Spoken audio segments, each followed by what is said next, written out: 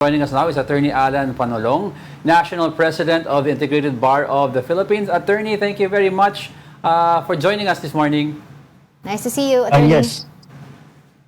Magandang umaga po sa inyong lahat. Thank you also for inviting us. Attorney, thank you.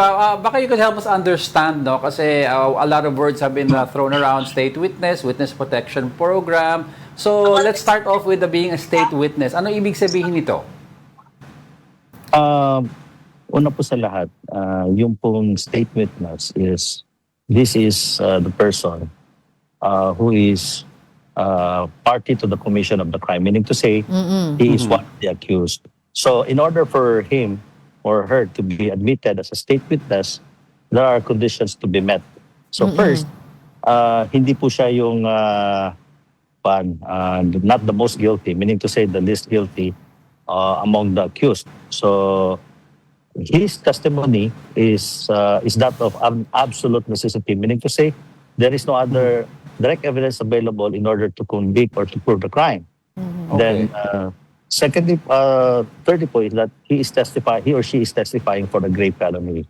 So and there was no prior conviction on his or her part involving a crime which is considered as a moral turpitude, no? So then the testimony can be substantially corroborated. So yun po yung state witness. Okay. No? There is other witness who may be admitted under the witness protection program. So ito po yung mga tao na kung saan they are not party to the crime, meaning to say they are not co-accused in the crime. So they just have information or knowledge of the commission of the crime, meaning to say meron po silang nalalaman na doon sa krimen na nangyari. That's right. So the same thing involves grave felony, and then there is threat to his person or her person and that of his or her family members up to the second degree of consanguinity, no? So yun po yung kakaibahan. Dalawa po ito, state witness, ito po yung involved sa crime mismo, no? And the other one is just an ordinary or plain witness na kung saan hindi po siya kasama doon sa krimen, but meron po siyang information or knowledge as to the commission of the crime. Right. At clarify ko lang, Attorney, no, kasi yung word least guilty has been thrown around. When you mean least guilty, one of the least guilty, so pwedeng madami kayong least guilty or yung pinaka least guilty sa lahat? Pwede kasing yung category ng mga witnesses, for instance, if there are so many witnesses and there are many of them who are least guilty, which is in this case, if you take note, marami pong na-admit as state witness, no?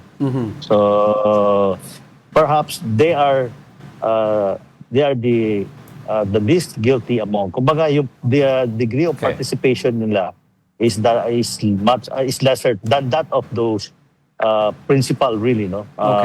Main actors of the crimes. So who are those main actors of the crimes? Ito yung mga principal by direct participation. Sila yung talagang author, nagpasimuno ng krimen. So parang, these participants could be just, kumbaga, naisama lang to dahil halimbawa, parang kumbaga, naisama lang siya doon sa krimen na yun. Pwede daw po kasi mas maiging masabing not the most guilty kesa sa least guilty, kasi maaaring may pagkakataon na least guilty ka at wala ka naman masyadong alam talaga sa krimen. Pero po pwede ikaw yung not most guilty, pero may alam ka doon sa krimen, may involvement ka. Attorney. Yun na nga po, dalawa po yun di ba? Yung may involvement ka sa krimen, but you are not the most guilty. Okay, so yung ito pong apat na ito na linked to the flood control controversy na officially admitted as state witness, ito po ay dumaan muna sa korte. Tama po ba? Kasi hindi naman po automatic sila ay maging state witness without the jurisdiction of the court. Ganun po ba yun? Unang-una po, ang witness protection program is nasa pangangalaga po yan ng Department of Justice.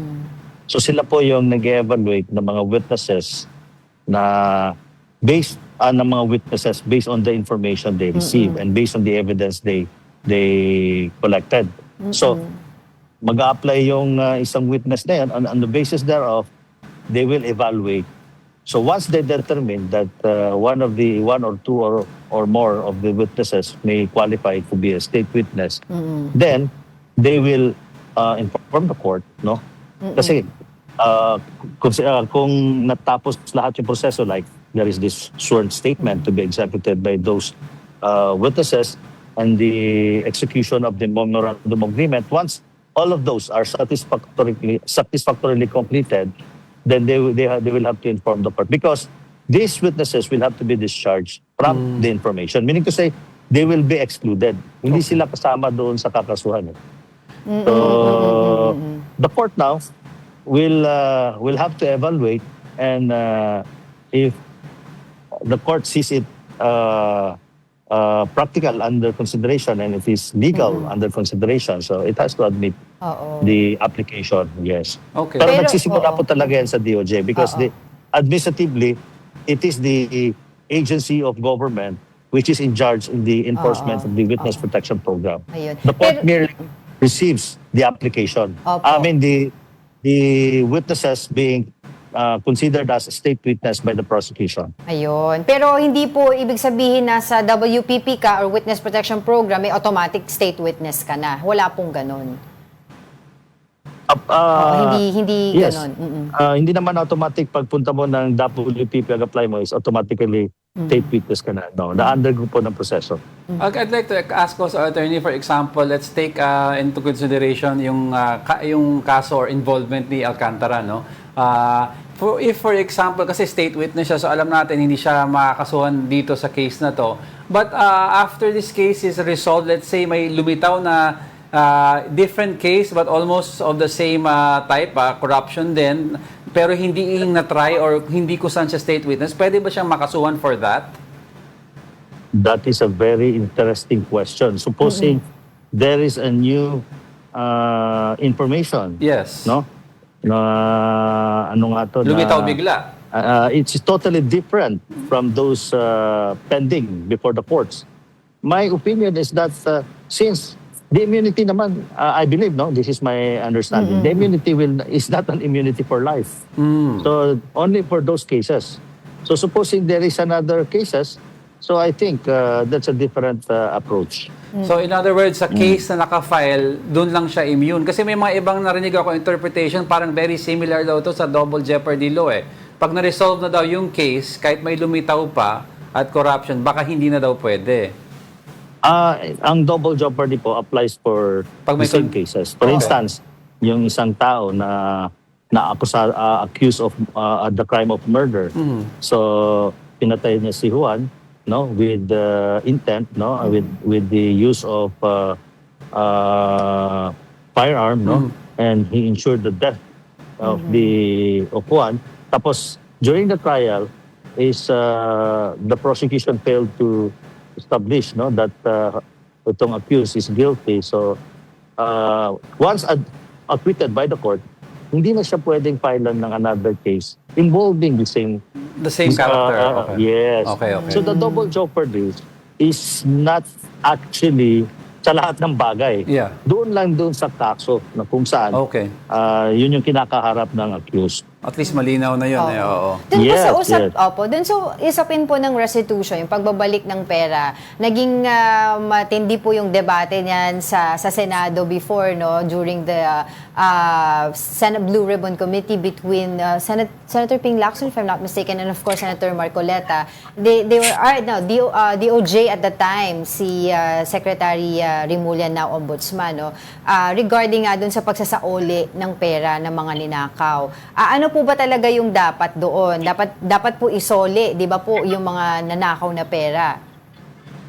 Opo, tama po yun. Kasi unang-una, isa sa mga condition, no, the witness to be admitted as a state witness will have to execute a memorandum of agreement. One of the conditions is for the return of the embezzled asset or wealth, no, illegally obtained by the accused. Otherwise, pag hindi niya sinauli yun, ano po bang habol natin? Because nakalagay din sa batas na once ma-admit siya and ma-discharge siya as an accused, so he will be immune from suits involving those cases na kinakuha niya. Kinakasangkutan So, niya. wala na tayong habol. Kaya nga, ang state, no, through the Department of Justice, has to demand from the person applying to be a state witness na ibalik niya yung nakuha niya, nakulimbat niya na pera. Kailangan maibalik niya yun. Otherwise, pag na-consider na siya state witness, tapos hindi niya naibalik, na-exonerate siya, natanggal siya, ano pa bang habulin Hindi natin? mo na Because mahabol yun. that is the legal consequence. Oo. It's a done deal, kumbaga. Tapos na, ano pang mahahabol Yes. mo? Oo. Pero dito po kasi naalala ko yung talagang pagtatalo nila, pinipilit po kasi ni Senator Marcoleta, being him also as a lawyer, sinasabi niya, hindi daw po not necessarily kailangan na magsauli. Wala daw dun nakalagay sa batas natin. Yun po yung pinipilit niya at that time. I don't know kung napanood niyo po yun. Oo. Mali po ba yun? Maliwanag po Tama? kasi doon sa memorandum, no, to the executive ng the state, no, through the prosecutors and the person applying to be a state witness. Oo. Na kasama po yung return of the embezzled property, because the legal consequences, once that person is admitted as a state witness, he is immune, and ang legal implication is pati yung pera na nakuha niya, which is the subject of the case, is hindi mo na mahahabol. Oo. So, kailangan i-demand talaga. Oo. Kaya nga si Alcantara, if I'm not mistaken, ang promise niya is to return at least 1 billion pesos. Yes. And so, Oo. he was able to return more than 300 million, I think. Oo. Parang Or ano po, more so. parang si Henry Alcantara, ang na-return pa lang daw niya is 181 million. 181. Si Gerard okay. Opolensya, 80 million. Sally Santos, 20. Robert Bernardo, 35 million. So parang, paano ba yung pagkukwenta nito? Dapat po pala talaga, yung doon sa nabanggit nyo na MOA, dapat yun din talaga tinitignan natin, kung ano yung napagkasundoan doon sa MOA, kung magkano at ano pa yung mga kondisyon para siya ay maging state witness. Paano po ba yung ano ba, kasi parang for me, ang liliit pa po nito eh. Ano yung basis ng Oo, computation? compared po dun sa bilyong-bilyong pinag-uusapan natin sa anomalya sa flood control projects. Ideally po, kung ano yung nabanggit nila na promise na ibabalik nila, dapat matanggap na yun ng gobyerno bago sila maging state witness. Kasi nga po, yun yung sinasabi natin, once they are declared or admitted as a state witness, and legal consequence po yun is immunity from suits and immunity from that crime, no? And yung pong including those property or money that they illegally obtained. So kailangan po talaga is before declaring them or admitting them as a state witness, they have to return. Okay. Balik ako lang yun, attorney, bago po sila ma-declare a state witness, dapat lahat na ibalik na as promised doon sa memorandum. So parang ang konti naman po nung binalik nila. Probably, kasi because we are not private to that. Oo, yung MOA, that's why we have to look at the memorandum of agreement. So, baka merong installment or merong Installment plan. by tranches ng pagbalik ng pera. Wow, oo. Because I understand, baka siguro some of the money were converted into real properties. Kasi pinambili ng properties, pinambili ng bonds, pinambili ng insurance. So, baka up for sale yung mga yon. So, the proceeds thereof probably would be yun yung ibabalik nila. Okay. So speaking of the MOA, of course, wala tayong access to it. But usually ba may leeway ang yung nag-apply sa state witness na mag-negotiate? For example, ang declared na nanakaw niya, 400 million. Sabihin niya, soli ko na lang yung 320 million, iwan ko yung 80. You can have my testimony that will put the bigger fish in jail. Tapos hingi ka ng clause na hindi ka na magiging immune ka further from any suits regarding this issue. Pwede bang mag-negotiate sila ng ganon? Well, depende po yun, no? It would entirely depend on the strategy of the ones applying. And of course, wala namang masama kung mag-demand sila. But the state, through the prosecution, will meticulously evaluate the application. So, again, siguro the prosecutor would, at the end of the day, considered the interest of the state. So, siguro kung meron mang leeway, hindi naman siya ganun kalaki. Okay. So, they can always meet halfway. But it would depend. Kasi this is kwan din parang medyo subjective din kasi depende yun sa the ones evaluating. That's right. Kung kwan. But there are parameters, no? Obviously, no? There are parameters to be considered. So, kung substantially maibabalik, so I think the state may consider because I think I do believe also that kung nakulimbat mo 400 million, parang mahirap maibalik talaga yung 400 Yung million. exacto. Gumastos ka No, na. no kasi siyempre, lavish yung lifestyle nila Yeah, oo.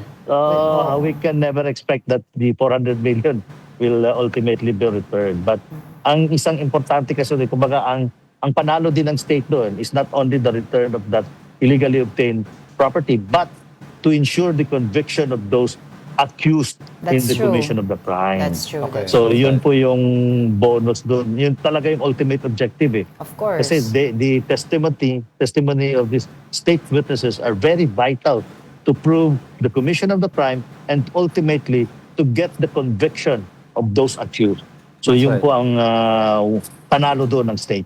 Parang naging bonus yung Yung pagbabalik. yung Pagbabalik. binalik na Oo, properties. oo, Kasi oo. mahirap talaga maibalik, tingin ko, no? Oo. on Doon a daw tayo practical sa side, big parang fish.